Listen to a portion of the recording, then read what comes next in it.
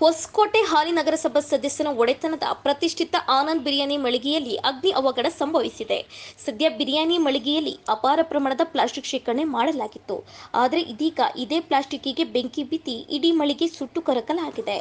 ಇನ್ನು 2ಕ್ಕೂ ಹೆಚ್ಚು ಅಗ್ನಿಶಾಮಕ ವಾಹನಗಳಿಂದ ಸುಮಾರು 1.5 ಗಂಟೆಗಳಿಗೂ ಹೆಚ್ಚು ಕಾಲ ಬೆಂಕಿ ನಂದಿಸುವ ಕಾರ್ಯ ನಡೆಯಿತು. ಇದೇ ವೇಳೆ ಹೊಸಕೋಟೆಯಲ್ಲಿ ನಗರಸಭೆ ಅಧಿಕಾರಿಗಳೇ ಮಳಿಗೆಗಳಿಗೆ ಸುತ್ತಿ ಪ್ಲಾಸ್ಟಿಕ್ ನಿಷೇಧ ಜಾರಿ ಬಗ್ಗೆ ಅರಿವು ಮೂಡಿಸಿದ್ರು.